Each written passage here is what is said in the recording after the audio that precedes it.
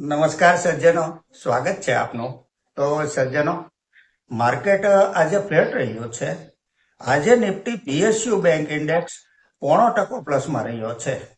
Nifty media index 1.25% minus ગયો છે. ગોલ્ડમાં 1.25% જેવી તેજી રહી છે આજે. સિલ્વર થોડું પ્લસમાં કારોબાર કરતું હતું. ક્રૂડ ઓઇલ આજે 1% ઉપર ગયું છે. આજે બ્લુ ડાર્ટ એક્સપ્રેસમાં 6%ની તેજી રહી હતી. સ્ટોક 6,825 રૂપિયા બંધ આવ્યો છે.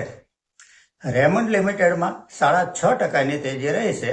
સ્ટોક 757 રૂપિયા બંધ આવ્યો છે. આઈડીએફસી ફર્સ્ટ બેંક 6% વધીને 77 રૂપિયા 24 પૈસા બંધ આવ્યો છે. સિટી યુનિયન બેંક 5.5% વધીને 230 રૂપિયા 51 પૈસા બંધ આવ્યો છે. સજ્જનો, અહીં કંપની તથા ફંડામેન્ટલના વીતેલા ઇતિહાસની ચર્ચા માત્ર અભ્યાસના હેતુથી કરીએ છીએ, જેને ખરીદ વેચાણની ભલામણ નહીં સમજવા આપ સૌને વિનંતી કરું છું. આજની ચર્ચાની સૌથી પહેલી કંપની છે અતિશય લિમિટેડ. 1989માં સ્થપાયેલી આઈટીની આ કંપની વ્યવસાયો માટે અનુકૂળ એવા સોફ્ટવેર સેવા પ્રદાન કરે છે. ફંડામેન્ટલને જો આંકડામાં સમજીએ તો જે સેલ્સ માર્ચ 24 ક્વાર્ટરમાં 10 કરોડ 7 લાખ હતું, તે વધીને 12 કરોડ 84 લાખ થયું છે. નેટ પ્રોફિટ 1 કરોડ 8 લાખથી વધી 2 કરોડ 36 લાખ થયો છે. Year to year net profit જોઈએ તો 11 લાખ, ત્યાંથી 65 લાખ, ત્યાંથી 5.5 કરોડ થઈ અને 7 કરોડ થયો છે. છેલ્લા 3 વર્ષનો કમ્પાઉન્ડિંગ પ્રોફિટ ગ્રોથ 300% છે. સેલ્સ ગ્રોથ CAGR 3 વર્ષનો 37% છે. સ્ટોક પ્રાઇસ CAGR 3 વર્ષનો 59% છે. બેલેન્સ શીટ જોઈએ તો બોરોવિંગ 4 કરોડ 41 લાખ છે. રિઝર્વ કંપની પાસે 37 કરોડ 62 લાખ છે. માર્કેટ કેપ 144 કરોડની છે. આ એક નેનો કેપ કંપની છે. સ્ટોક પ્રાઇસ 132 રૂપિયા છે. 52 વીક હાઈ 250 રૂપિયા સુધી ગયેલો છે. પી રેશિયો 20 છે. ROCE 20% છે. ROE 15% છે. ફેસ વેલ્યુ 10 રૂપિયા છે. ડિવિડન્ડ yield 0.76% છે. શેર હોલ્ડિંગ પેટર્ન જોઈએ તો પ્રમોટર હોલ્ડિંગ 75% છે અને પબ્લિકનું હોલ્ડિંગ 25% છે. આ એક પ્રોફિટેબલ કંપની છે. એક સજ્જનનો સવાલ છે DCX સિસ્ટમ્સ ઉપર.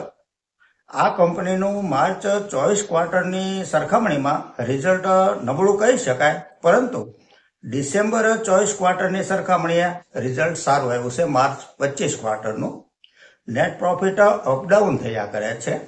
જૂન 25 ક્વાર્ટરના રિઝલ્ટ સુધી થોભો અને રાહ જોવો વાળી પોલિસી અપનાવવી વધારે યોગ્ય કહી શકાય. આગળ એક સજ્જન પૂછે છે ગોપાલ સ્નેક્સ લિમિટેડ વિશે. આ કંપનીનું માર્ચ 25 ક્વાર્ટરનું રિઝલ્ટ નબળું આવ્યું છે.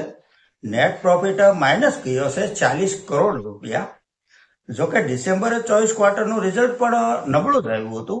બાકી બધું બરાબર છે. તેમ છતાં જૂન ક્વાર્ટરનું રિઝલ્ટ જોવું અત્યંત જરૂરી ગણાય રોકાણકારો માટે. આપના પોર્ટફોલિયોમાં જો હોય તો આપ હોલ્ડ કરી શકો છો. ફાયરવાળો મુદ્દો જે આગ લાગી હતી ને, તેનું સાચું કારણ સમજાઈ જશે રિઝલ્ટ આવ્યા પછી.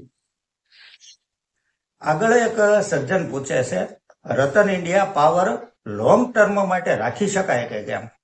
આ કંપનીનું ફંડામેન્ટલ જોઈએ તો લાસ્ટ ક્વાર્ટરથી કંપની પ્રોફિટમાં આવી છે. નાણાકીય સ્થિતિ કંપનીની બરાબર નથી. રિઝર્વ 785 કરોડ માઇનસ છે. બોરોવિંગ 3,615 કરોડનું છે. જો જૂન ક્વાર્ટરમાં પરફોર્મન્સ વધારે સારું બતાવે તો સારો કહી શકાય. આગળ એક સજ્જન પૂછે છે વિશાલ મેગા માર્ટ વિશે.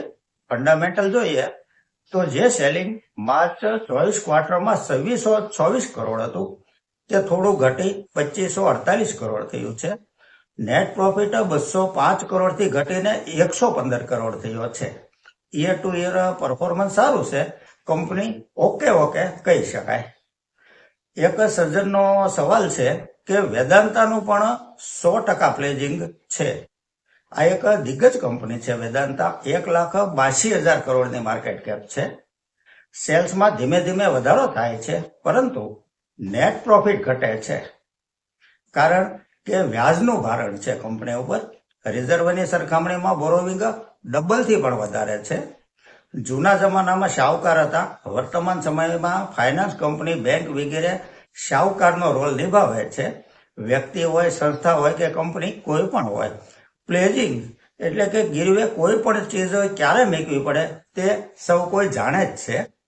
આજના સમયમાં પણ એવા માણસો મળી રહે છે જે માત્ર નામથી ધિરાણ આપે છે, બદલામાં કોઈ ગેરંટી આપ્યા વિના.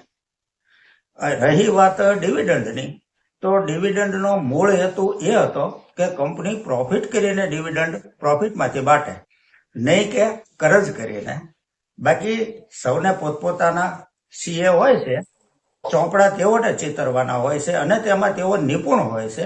તેઓ પેપર ઉપર એવું પણ બતાવી દે કે ડિવિડન્ડ તો પ્રોફિટમાંથી જ આપ્યું છે, કરજ તો અન્ય હેતુ માટે લીધું છે. કરજના પણ બે પ્રકારો હોય છે, એક ગુડ અને બીજું બેડ. ગુડ એને કહેવાય કે કરજ લઈને 13 રૂપિયાથી બિઝનેસ કરી વ્યાજ ભર્યા પછી પણ પ્રોફિટ થાય, અને બેડ એને કહેવાય કે જે સર્વાઈવલ કરવા માટે લેવામાં આવતો હોય છે, માત્ર ટકી જવા માટે. કુલ મિલાકે વાત એટલી કે રોકાણકારે પોતાની પોલિસી પ્રમાણે ચાલવું જોઈએ. શરાબી શરાબ પીવે તો દરરોજ લઠ્ઠાકાંડ ન થાય, પરંતુ લઠ્ઠાકાંડમાં ભોગ શરાબી જ બનશે, અન્ય વ્યક્તિ નહીં બને. કારણ કે તેમાં લઠ્ઠાકાંડની શક્યતા નિવારી શકાતી નથી. કારેલું કરવું હોય તો તે પ્રકૃતિ છે, પરંતુ જો તુરિયા કડવા નીકળે તો તે વિકૃતિ છે. તેને પછી કારેલા સમજીને ખાઈ ન શકાય. દરેક વાતમાં પુરાવા નથી હોતા. આપણા દેશમાં તો જે ભેંસ હોય છે ને, બફેલો, તે પકડાણી હોય તો તેને હું ભેંસ નથી, હાથી નથી, ભેંસ છું તેવું સાબિત કરવામાં પણ 20 વર્ષ નીકળી જતા હોય છે. માટે સમજદારને ઈશારો કાફી હોય છે તેવું સમજી આજની આ ચર્ચા આપણે પૂરી કરીએ છીએ. જો આપને આજની આ ચર્ચા પસંદ આવી હોય તો લાઈક અને સબસ્ક્રાઇબ કરવા વિનંતી કરું છું. નમસ્કાર.